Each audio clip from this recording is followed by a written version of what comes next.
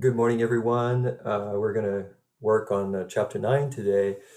Chapter 9 is pretty straightforward, and by now what's going to happen is you'll see that a lot of the work and the definitions and the concepts that are coming up are utilizing former concepts that we've discussed. So there's going to be a lot of repetition maybe, but remember that these things are things that we've covered before that are just working together, right? And so this is about, we're talking about growing and internationalizing the entrepreneurial firm. And so there's some concepts, again, that we're going to review. But again, the idea is there's several ways of doing it. We had talked about before starting from international from the get-go, or maybe you have a local business and you decide that you get involved in going international. So let's get going. I'll get straight to the definition. In this case, global business definition of entrepreneurship: identification and exploitation of previously unexplored opportunities, right? I always say it, I think by now you guys have heard me say it a million times.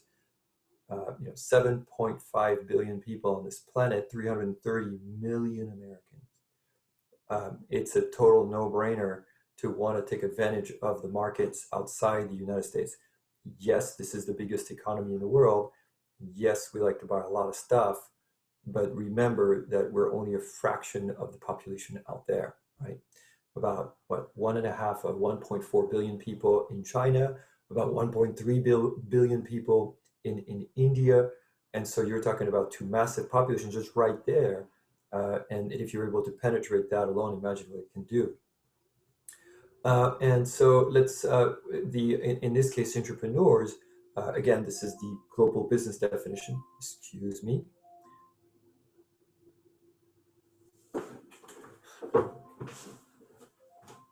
Alexa, cancel alarm. This is what happens when you forget to turn your Alexa alarm off.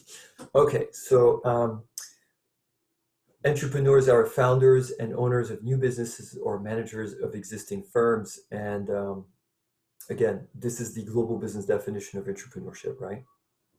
For those of you who have, taken entrepreneurship itself a little bit more involved. International entrepreneurship, now you're talking about innovative, proactive, risk-seeking behavior that crosses national borders. And here I'll talk about a company that I think I mentioned to you guys before, that is started as a very small company in Colorado, that is a born global company, right? And how the owner decided to create the company and why. Here it says it's intended to create wealth in organizations. So the example I gave you is a little bit different. Again, following the theme of the class, right, with institutional-based view and resource-based view, and we're looking at these two things in terms of how they affect growth, innovation, financing, internationalization of the entrepreneurship focus. For the institution-based view, what are the formal and informal institutions, both here and abroad? And for the resource-based, what are you doing again in terms of the VRIO that would help you leverage yourself toward the external opportunities abroad? And for the institution, again, especially abroad, are the governments receptive to what you're trying to do? And that's going to determine your business formation there, whether you're going to go full on FDI or if you're going to go in a different way, maybe through licensing agreement, right? So institution and entrepreneurship, development of entrepreneurship within a country is based on entrepreneur-friendly institutional framework. Again, we've talked about that. We've looked at several rankings before in our class. The Economic Freedom Index, if you will remember, this is when we look at Hong Kong, Singapore, New Zealand, and as the top three typically for the highest economic freedom index. And those same rankings usually are aligned with inviting development and entrepreneurship within the country, right?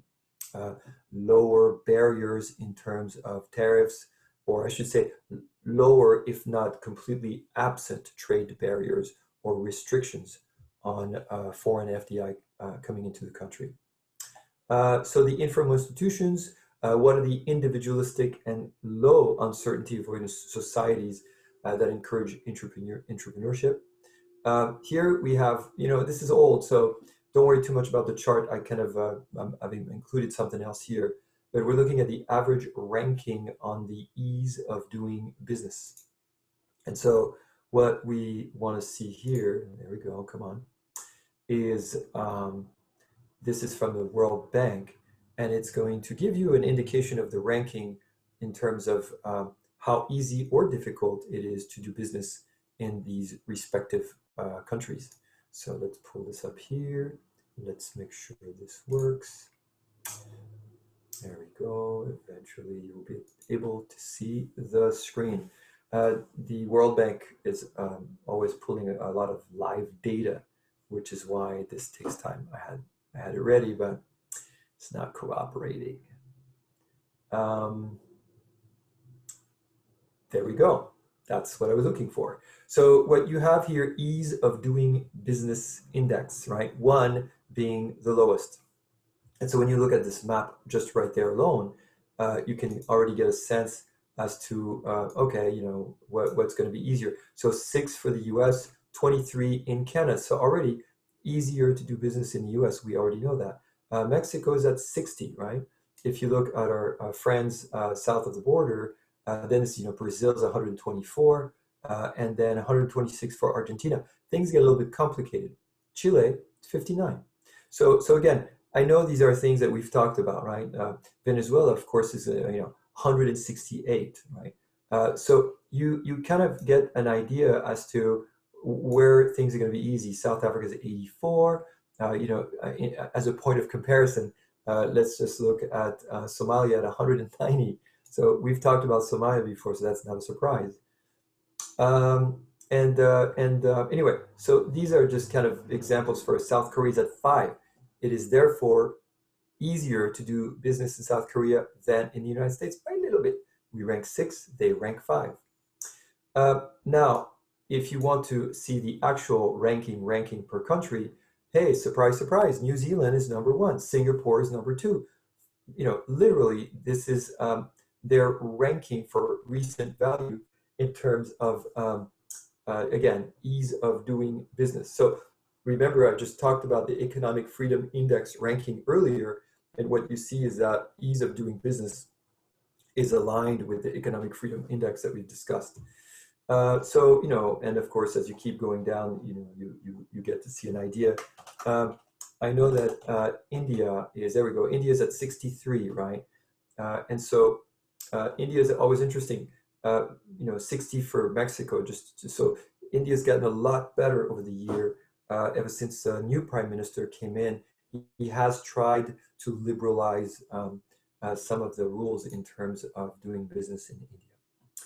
All right, so that's just kind of give you an example and some ideas as to, again, how to set yourself up and how to make sure that you have all of the right tools to set up in the right country based on the ease of doing business. If you want to set up an FDI, greenfield FDI, I'm sure you remember what that term means, in New Zealand, go for it, no problem, right? On the other hand, if you looked at some of the other countries, you might rethink the whole greenfield approach. Okay, so resources and entrepreneurship.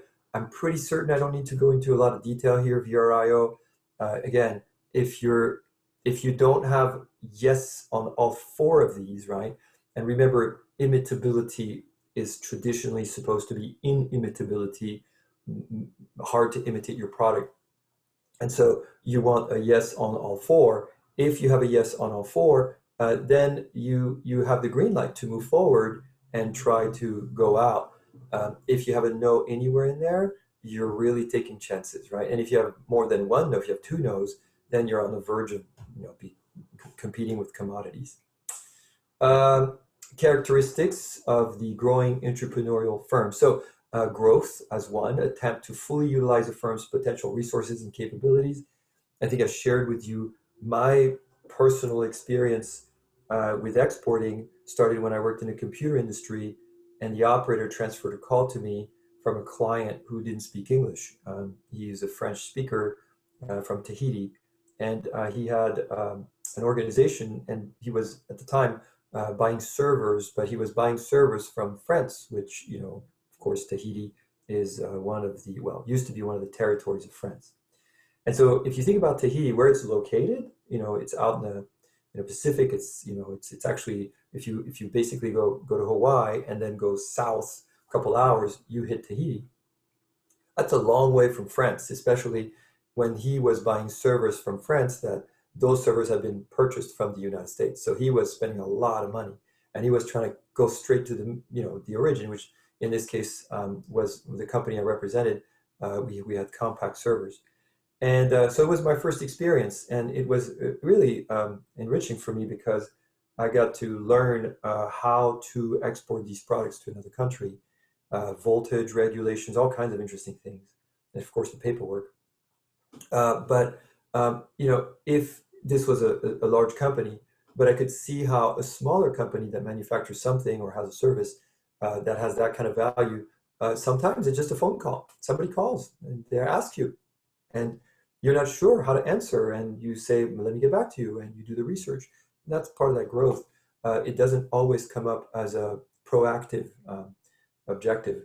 Your innovation, again, basis of entrepreneurship that gives competitive edge. Make sure that, how one of the tenets of differentiation and inimitability is innovation, that you're doing something really new and that hasn't been done before and adds value. The financing, startups require capital. Remember, there's all kinds of resources here.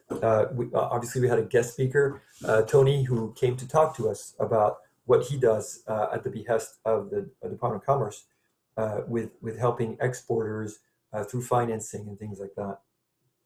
Import-Export Bank, there's tons of things. And internationalization is the globalization of the entrepreneurial firm. So the venture capital, where again, the idea here is where do you get that money? And what we have from your author, again, apologies, a little bit outdated, but in terms of venture capital as a percentage of GDP, we look at Greece. There's none, right? And so there's not a lot of risk going on in Greece with people saying, I'm going to invest in this business because I believe it will grow. On the other hand, look at Sweden, South Africa, Belgium, the United States, right? So these countries on the right end, very, very high level of, again, venture capital as a percentage. Mind than 5.5, right? But still, we're talking about big economies, but some of them are almost nil. And so that's for venture capital investment. Now, let's look at informal investment, right? So not venture capital, but informal investment as percentage of GDP. And then you see how China is through the roof with, we're beyond the 0.5. We're actually higher than 5% with the informal investment as percentage of GDP. And so that's going a little bit outside of where you're able to get your financing, right? So here, many small, mid-sized enterprise are now going international and born global firms. So that's the example that I think I've used in class before. I'm not sure, but I was lucky that when I attended a conference, in fact, when I created the business ethics class at Chaffey College, the conference I attended in Colorado was put together by the AACSB, which is the accrediting body for all higher education business schools, 4 years and above. And while I was there, he was one of the presenters, Steve, and he had created this company. And it really made an impact on me. This is one of the lamps that was given out at the time. So this was his first product, which is what you're going to see here. And again, it's a little lamp with a solar panel in the back, and you have 4 LEDs over here, and you can basically put that on a clothes hanger and charge it during the day. And you can actually even screw it in a fixture if you even want. And again, the way that it looks inside, these are your LEDs, and it's the rechargeable battery can also be changed. So anyway, he patented that. Steve patented that.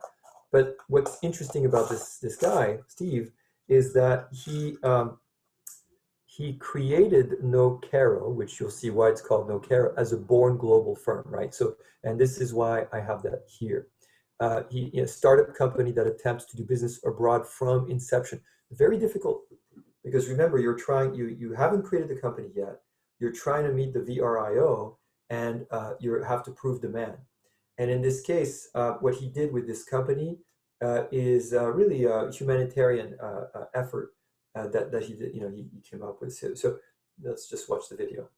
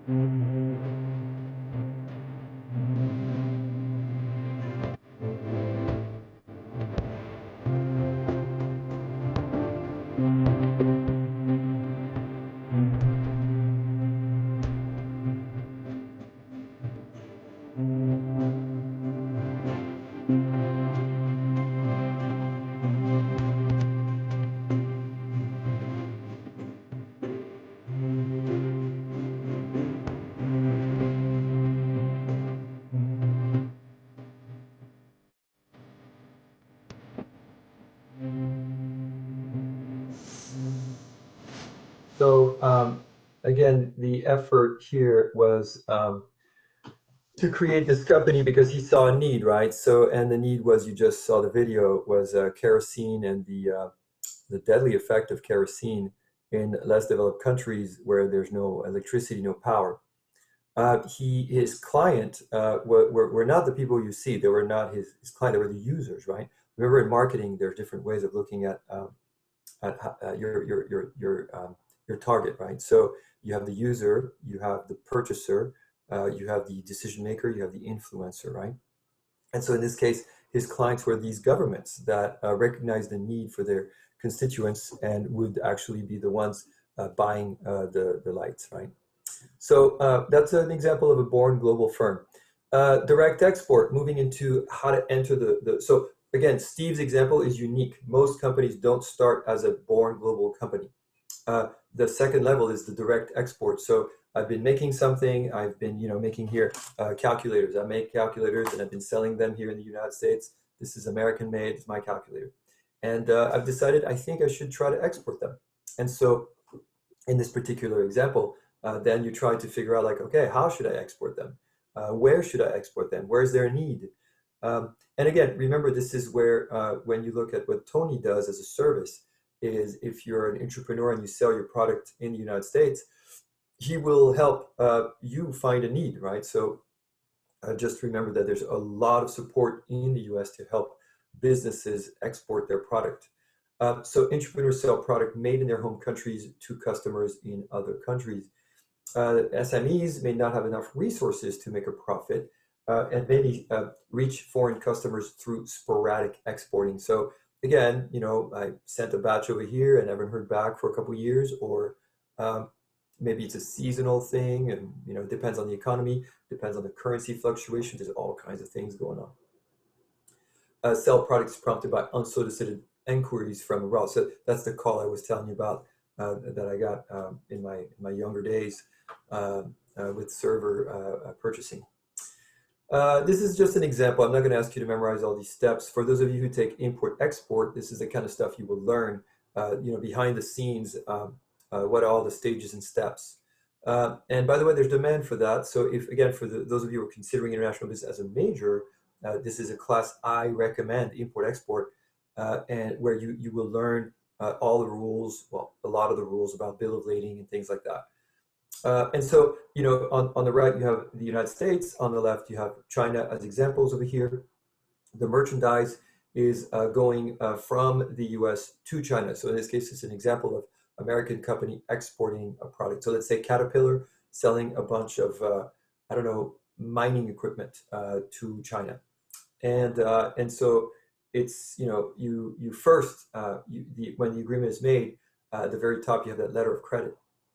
A letter of credit is basically a promissory letter saying, yes, we have the money and we're going to pay you, right? And these are the terms. There's all kinds of things that you learn about letter of credit: revocable letter of credit, irrevocable letter of credit. Who keeps it? Where does it stay? So in this particular case, it goes from a Bank of China to Bank of America, and you see how this thing goes down: U.S. exporter, U.S. freight forwarder, the shipping company. Merchandise gets shipped to a shipping company in China. It goes through customs, and then through the Chinese importer, and eventually, the trade is complete. So anyway, that's just an example of a transaction. Then, if you want to go to the next stage of exporting, right? So you export, that's all great, but you're thinking, this is really working really well, and maybe I want to step it up. And this is where the next logical step is the agreement, right? So you have a contract for licensing agreement or franchising agreement. Just remember that franchising is a type of licensing agreement. That's why usually you will see them together. When McDonald's has a McDonald's overseas in Denmark, it's a franchise, but that franchise is a contractual licensing agreement where you have the franchisee having to follow the guidelines of the franchisors and the franchisor, McDonald's, and pay a percentage of sales.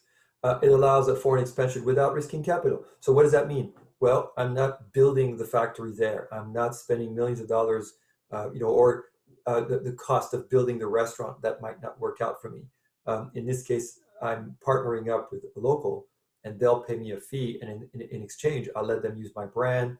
I'll teach them my know-how, how to run the place, how to source product. Maybe I'll be the one exporting the product to the restaurant, or anyway. And so you're risking capital per se by virtue of not having to purchase what it is that you're doing overseas, and you're having someone do it as a partner. The licensor and franchisor may lose control over their usage of the technology or brand names. I think if I can pull this up quickly enough, I'll show it to you. This was a big one. So this was Burger King. Burger King closes franchises in Germany. And so there was a big story that hit a while ago about, there we go, look at that one. I mean, that's not the kind of headline you ever want. But Burger King in, what's the year here? 2014. And so Burger King in 2014 shut down 89 of its franchises in Germany. And this is like for reasons you never wanted this in the news.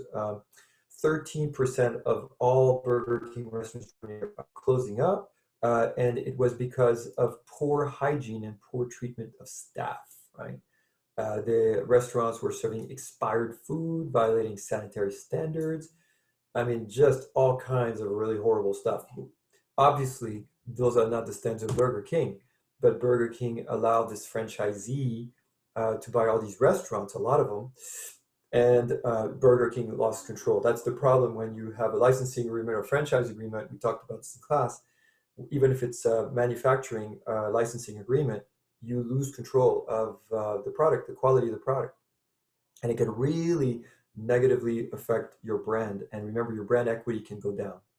So the FDI, I know we had a whole chapter on FDI, but again, we're going in stages, right? So born global, export, licensing franchising, bam, FDI. So if you think about these four, we're going from the Born Global is the exception here, but in terms of the integration level of going overseas, traditionally it's going to be export. Then that goes really, really well. Next phase is licensing slash franchising, and that goes really, really well. There can be a couple in between, but often you end up with some form of FDI, right? And so, and remember, there's different levels of getting into the FDI. So, strategic alliance with a foreign partner, foreign acquisition, greenfield. We talked about the greenfield is like for sure you're committing. That's the one with the highest level of risk, right? Because you're moving all that capital into that other country, and you're taking a lot of risks building this factory, whatever. Think about how many businesses lost their shirt in Venezuela when Venezuela decided to basically take those businesses, right? Nationalize all of them. So just think about these companies. Once upon a time, the telecom companies. There's a lot of telecom and of course oil, and went to Venezuela, took a chance, and lost their shirt. Something similar happened in Argentina.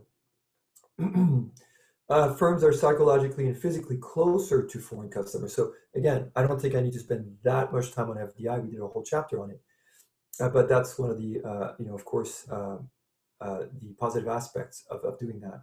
You have better control over the usage of your technology and your brand names, but very expensive, very complex.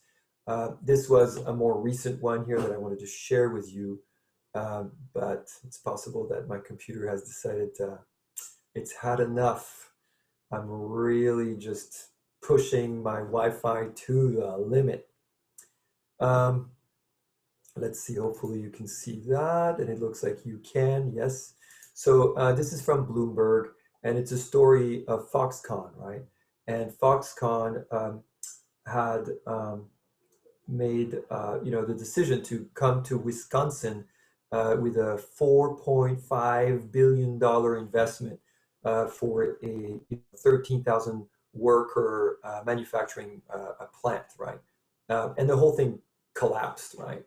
And so anyway, so that's an example of what was supposed to be like an amazing FDI coming to the U.S. Backfiring.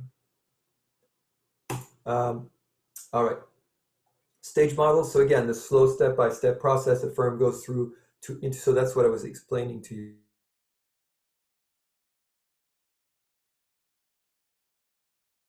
Export all the way to FDI. That's a stage one. Rapid internationalization. This is where you really benefit by just going overseas and getting involved and making sure you do your homework. Remember, we talked about control risks, right? These think tanks, these organizations that help businesses also assess risk, so that can help you decide what your level of risk is going to be. So what are the international strategies for staying in the domestic market? So you have, that you decide, I don't want to do the stage model. I'm not interested. It's all too risky. It's too complicated. I'm just going to stay here at home. I'm very happy with the way things are. But all right, fine. I've been told that the people overseas might want my product. I don't want to export. I don't want a licensing agreement. I don't want franchising. I don't want any FDI. I just don't want to deal with it. Again, I'm not even interested in learning how to export. No problem. This is where you have indirect export. So you deal with a domestic company that's going to do all of that for you, right? So it's a supply to foreign firms. That's what they'll do. Become a licensee or franchisee of a foreign brand. That's another one. Become an alliance partner of a foreign direct investor is another way. And then you can harvest and exit through sell-offs. And that's what a lot of the, we talked about this before with the private equity companies, right? And through some of them through FDI. That's one of the ways that they make money. How do you strengthen entrepreneurship?